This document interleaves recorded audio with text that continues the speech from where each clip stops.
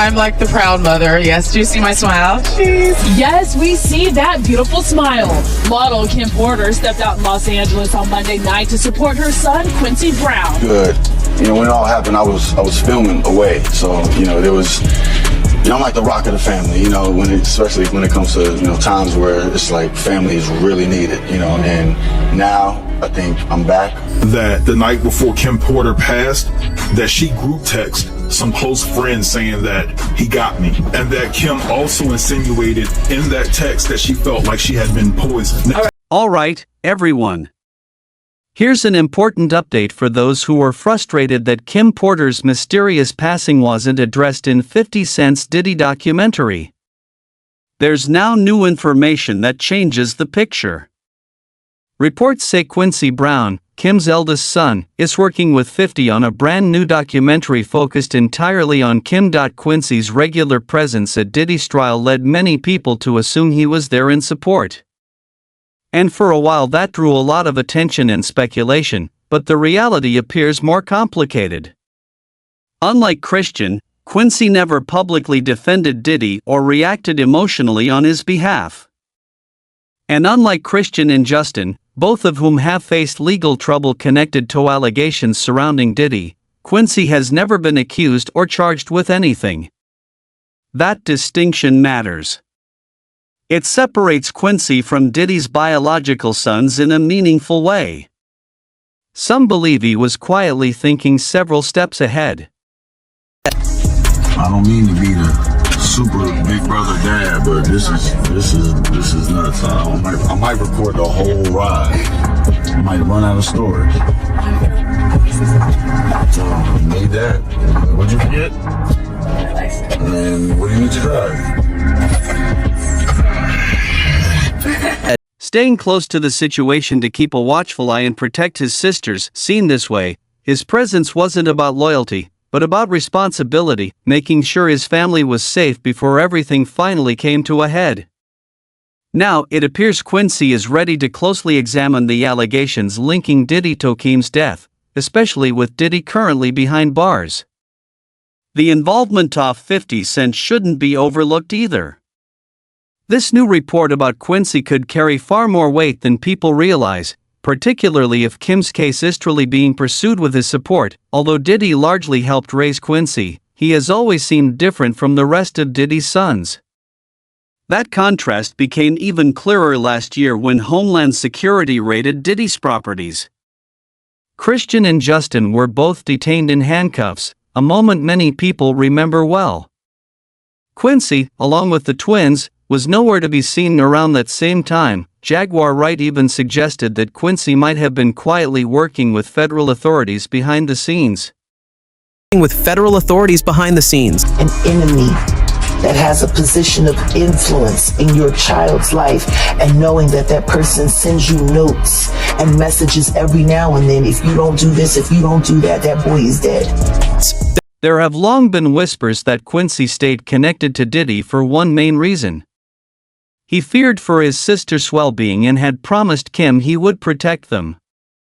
Since his mother passed, Quincy has mostly avoided speaking publicly about her death. Behind closed doors, though, sources say he was quietly getting ready, fully aware that openly criticizing Diddy before the right time could backfire. Now, it seems that moment may finally be here. Reports suggest Quincy is developing a wide-ranging documentary focused on his mother's life and the puzzling circumstances surrounding her passing. With all the controversy, the history, and even the claims of 50 Cent being involved in the background, anticipation around the project is already growing. Anyone familiar with the case knows the official explanation never fully made sense. Kim was found unresponsive in her Los Angeles home on November 15, 2018. A family member discovered her in bed. And Quincy's missing. Quincy's missing. And lastly, After he was questioned by the feds. after.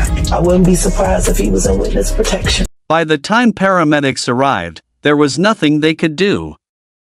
She was pronounced dead at just 47 years old. The Los Angeles County Medical Examiner later ruled her death as natural, sitting lower pneumonia as the cause. Still, the timeline leading up to that day raises unsettling questions. Kim reportedly mentioned a sore throat on November 7th, followed by a fever by November 12th. The speed of events paired with what happened next has led many to question the official account. She was said to have tested negative for both the flu and strep throat and was treated with antibiotics, vitamins, and pain medication. Her family stated that her fever had returned to normal by November 14th. That same evening, she even had a massage at her home. That detail in particular has always stood out to me as questionable. If she was truly suffering from pneumonia, why invite someone into her home at all? Devastated Diddy spotted at the home where his ex suddenly and mysteriously died. Her good friend Kimora Lee Simmons appearing inconsolable at the house. 47-year-old Porter's body found after a desperate call to 911. EMS 14 respond with engine 76 on scene of the... Even more puzzling is the fact that the identity of the man who gave her that massage was never made public. The coroner's report stated that Kim had no history of drug or alcohol abuse and no known medical conditions. By every account, she was healthy, which only deepened the uncertainty surrounding her passing. This is where doubts began to grow louder. One of the first people to publicly question the official explanation was Al B. Sure, Quincy's biological father and Kim's former partner, Al, has said that when he last saw Kim, she never mentioned feeling unwell or struggling with her health in any way. For years, Al pushed back against the idea that her death was simply a natural occurrence. Eventually, he decided he could no longer stay silent. In July 2020, he shared an old video of himself in tears recorded on the morning he learned about Kim's death. Alongside the clip, he wrote that finding the footage again reminded him of how deeply her passing had shattered him. He then added a powerful message, saying he knew without question that Kim's sudden passing was not the result of illness. He called that explanation unbelievable, pointing out that they had recently celebrated Quincy's major Netflix deal and holiday special, and that Kim was doing well at the time. He even recalled her laughing during a conversation he and Diddy had at a movie theater. After sharing those thoughts, he ended the post there. But he didn't stop completely. Also included the hashtag, "Don't let the love songs fool." We know that Kim, and it's in the this is in the documentation, shout out the paperwork. He looked in the paperwork and it said Kim received a massage for about an hour when she's supposed to have full-blown pneumonia. Who gives somebody a massage when they got pneumonia? And do we know whether she used that baby oil or not for that massage? It makes you say,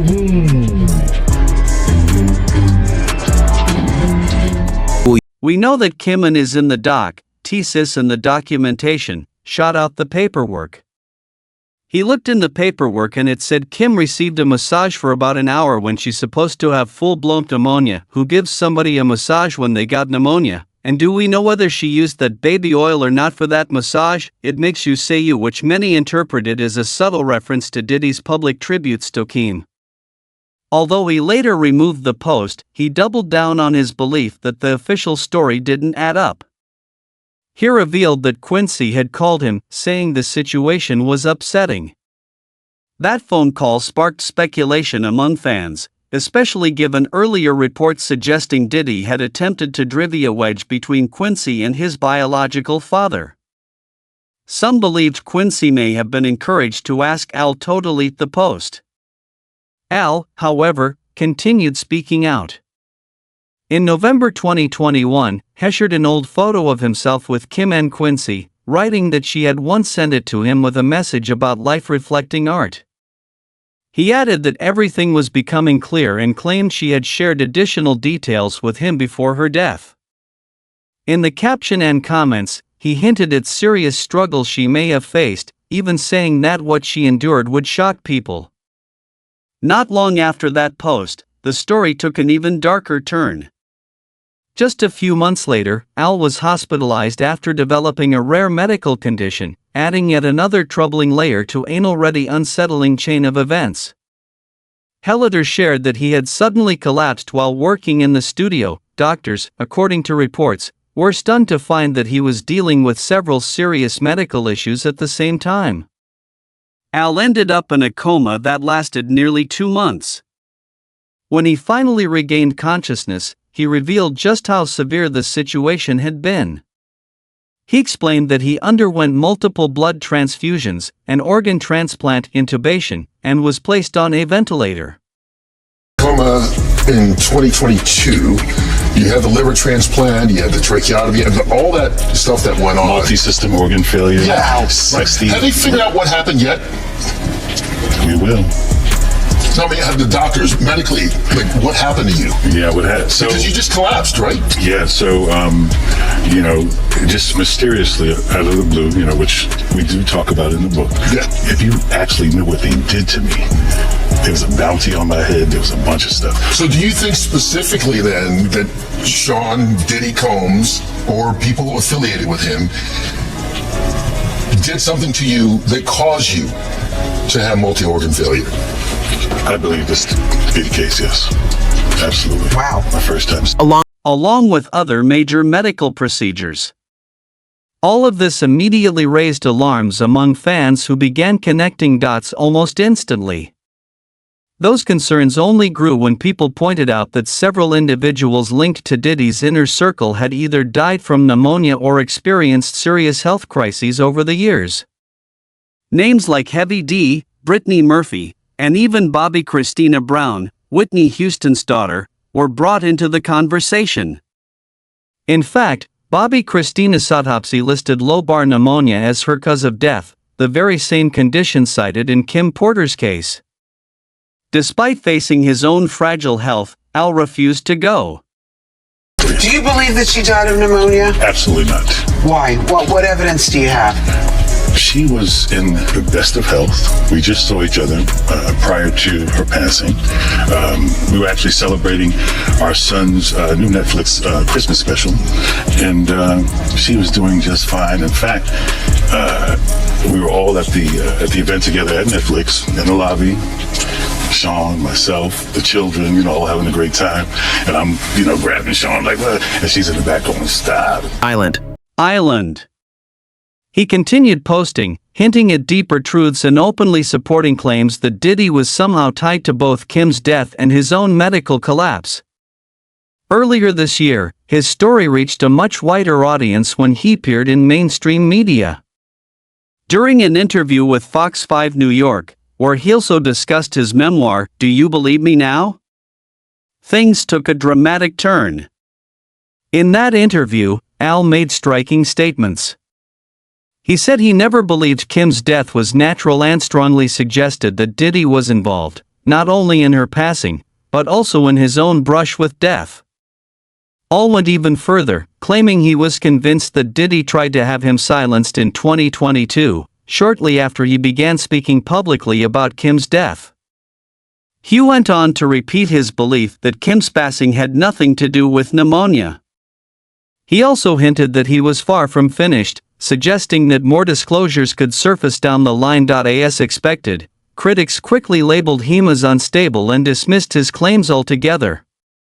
At this point, no one knows whether Al Bashir and Quincy have repaired their relationship or whether Al is truly involved in the reported project examining Kim Porter's death. Still, many are hoping he is. Al remains the first and honestly the only well-known figure from the industry who openly pushed for closer scrutiny of what happened to Kim. There's like I said, this is not marketing for me. I'm living this life. And the only reason I wanted to tell the story, Kurt, was very specifically because I was ignored. It was the most expensive PR campaign against me to shut me down. Are you concerned that he still has power outside of incarceration? Remember, I'm the only one who spoke up, and I'm the only one left alive. So this is not about a scared thing, It's just time to reveal the truth. I mean, it is what it is. I went through many, many years of scrutiny and being dragged face first on the concrete, being called delusional and things like that. His voice carries